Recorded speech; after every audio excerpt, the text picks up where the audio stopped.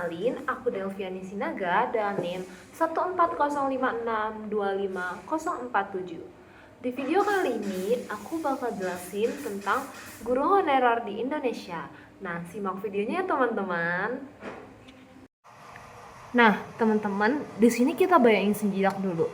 Berangkat ke sekolah tiap hari, berangkat pagi, mengajar puluhan siswa, membuat materi, memeriksa tugas, mendampingi kegiatan sekolah, bahkan terkadang harus menggantikan guru lain yang tidak hadir. Semua dilakukan dengan penuh tanggung jawab. Tapi setelah bekerja seharian, gaji yang diterima bahkan kadang tuh nggak cukup untuk memenuhi biaya hidupnya dalam 1 minggu. Nah, inilah kenyataan yang masih dialami guru honorer di Indonesia. Hampir setiap pagi, Empan Supandi, warga kampung Ciguha, Desa Jampang Tengah, Kecamatan Jampang Tengah, Kabupaten Sukabumi, harus berjalan kaki dari rumahnya menuju MTS Thoriqul Hidayah di Desa Bojong Tipar, Kecamatan Jampang Tengah. Sesekali dalam perjalanan, langkah kakinya terhenti hanya untuk sekedar beristirahat atau menghilangkan dahaga dengan sebotol air minum yang ia bawa dari rumah. Ya, tak terasa, sudah 14 tahun lamanya, Empan berjalan kaki sejauh 12 km untuk mengajar di sekolah. Nah, ironisnya, di tengah perjuangan mereka mendidik generasi masa depan, perhatian terhadap kesejahteraan guru honorer tuh sering terasa masih kecil gitu. Banyak guru honorer merasa negara menuntut mereka mengabdi sepenuh hati. Tetapi penghargaan yang diberikan belum sebanding nih teman-teman dengan pengorbanan mereka. Sementara itu, pemerintah justru sering mengalokasikan anggaran besar ke berbagai program lain yang dianggap lebih terlihat secara politik maupun sosial. Akibatnya, muncul pertanyaan besar di masyarakat. Kenapa pendidikan selalu disebut prioritas, tetapi gurunya sendiri itu masih mengalami kesulitan? Di video kali ini, kita akan membahas fenomena guru honorer di Indonesia, mulai dari perjuangan mereka, dampaknya terhadap pendidikan, hingga kritik terhadap kebijakan pemerintah yang dianggap belum benar-benar menyelesaikan masalah utama para guru. Bicara tentang guru honorer, yang paling menyedihkan sebenarnya itu bukan soal gaji kecil aja, tetapi gimana sih perjuangan mereka itu dalam mendidik siswa-siswa mereka tetapi tidak dihargai secara layak. Yang pertama, dilihat dari beban kerja sama gaji yang sangat berbeda. Guru honorer itu punya beban kerja yang banyak, yang hampir mirip sama ASN itu sendiri. Mereka mengajar, membuat administrasi, mendampingi siswa, bahkan mengikuti rapat dan kegiatan. Tetapi perbedaannya sangat jauh ketika berbicara soal penghasilan atau gaji. Ada guru honorer yang menerima gaji ratusan ribu rupiah per bulan, bahkan ada yang di bawah 1 juta rupiah meskipun bekerja penuh waktu. Bayangin di tengah kehidupan sekarang yang serba mahal, atau bisa dibilang juga lagi krisis ekonomi, mereka cuma dapat gaji ratusan ribu per bulan untuk kebutuhan mereka. Nah, situasi ini tuh membuat banyak guru honorer merasa profesi mereka penting, tetapi keberadaan mereka tuh dianggap biasa aja gitu. Nah, yang kedua, tetap mengajar walau hidup sulit. Banyak guru honorer harus mencari pekerjaan tambahan demi bertahan hidup. Ada yang menjadi ojek online, berjualan makanan, bekerja di toko, bahkan bertani sepulang mengajar. Namun meskipun hidup sulit, banyak dari mereka tetap bertahan karena merasa memiliki tanggung jawab terhadap siswa. Ini yang membuat profesi guru sering disebut sebagai pengabdian. Tetapi pengabdian yang terus dipaksa bertahan tanpa kesejahteraan akhirnya bisa berubah nih jadi kerasa kelelahan dan kekecewaan.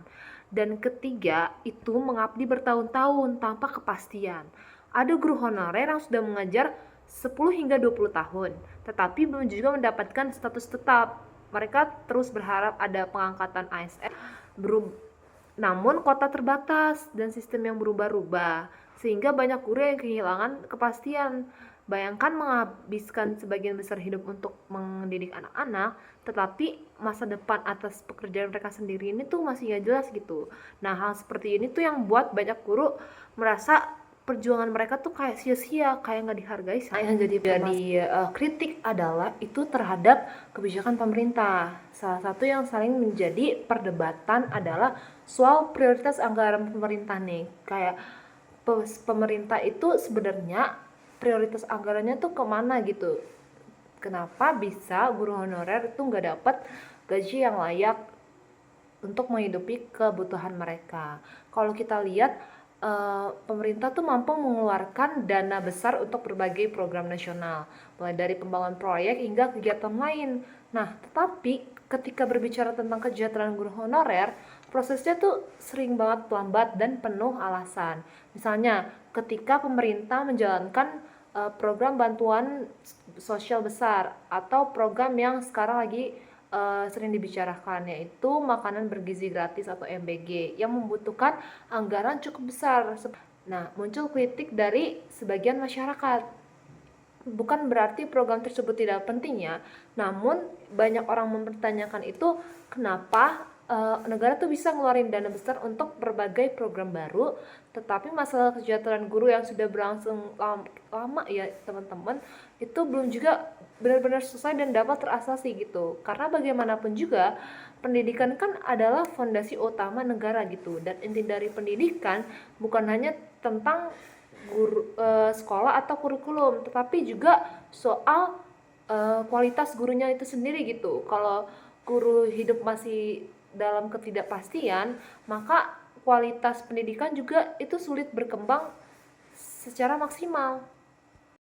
Nah, karena penghasilan tadi mereka yang kurang mencukupi, itu juga bisa berpengaruh dampaknya terhadap kualitas mengajar guru-guru honorer gitu. Yang pertama, motivasi mereka bisa turun gitu, karena tidak semua orang tuh pastinya mampu terus bertahan dalam tekanan ekonomi. Ketika kerja keras tidak dihargai, semangat mengajar itu bisa otomatis perlahan turun. Bukan karena gurunya malas ya teman-teman, tetapi karena mereka lelah gitu pasti secara mental dan juga finansial. Yang kedua, guru banyak memilih berhenti. Sebagian guru honorer akhirnya tuh banyak yang memilih untuk ninggalin dunia pendidikan karena merasa di dunia pendidikan ini mereka tuh nggak punya masa depan yang jelas. Akibatnya tuh sekolah ngalamin kekurangan tenaga pengajar. Yang paling dirugikan tentunya di sini adalah siswa teman-teman. Nah, yang ketiga, kualitas pendidikan sulit merata. Sekolah di kota besar mungkin masih memiliki fasilitas dan tenaga pengajar yang lebih baik. Tetapi kalau kita lihat di daerah terpencil, sering sangat bergantung pada guru honorer. Kalau kesejahteraan mereka tidak diperhatikan, nah itu bahkan menjadi salah satu alasan ketimpangan pendidikan yang akan terus terjadi. Nah, solusi yang dibutuhkan untuk masalah guru honorer ini sebenarnya itu nggak bisa hanya diselesaikan dengan pujian atau ucapan terima kasih. Yang dibutuhkan adalah kebijakan nyata di sini. Pertama tuh pemerintah bisa memberikan kepastian status kerja bagi guru honorer yang sudah lama mengabdi. Yang kedua, kesejahteraan guru harus menjadi prioritas utama dalam membangun pendidikan. Dan ketiga, kontribusi guru dan anggaran pendidikan tentunya harus lebih merata, terutama untuk di daerah terpencil. Dan yang paling penting, negara perlu melihat guru bukan sebagai beban anggaran, tetapi sebagai investasi masa depan bangsa. Karena kualitas generasi muda tentunya sangat ditentukan oleh kualitas hidup gurunya di hari ini dan di hari yang akan datang. Nah, untuk penutupan di video kali ini, fenomena guru honorer menunjukkan suatu kenyataan penting. Indonesia tuh masih memiliki pekerjaan besar dalam menghargai tenaga pendidiknya. Di balik ruang kelas dan seragam sekolah, ada banyak guru yang berjuang dalam diam. Mereka tetap mengajar meskipun gajinya kecil, tetap mendidik meskipun masa depan belum pasti, tetap bertahan meskipun merasa kurang dihargai. Padahal tanpa guru, tidak akan ada dokter, pejabat, polisi, penguasa, atau profesi lainnya. Karena semua berawal dari pendidikan. Dan pertanyaannya sekarang adalah, apakah negara benar-benar sudah menempatkan kesejahteraan guru sebagai prioritas utama? Atau guru hanya akan terus dipuji sebagai pahlawan tanpa benar-benar diperjuangkan kehidupannya? Nah, menurut kalian, bagaimana sih seharusnya pemerintah menyelesaikan masalah guru honorer di Indonesia? Terima kasih.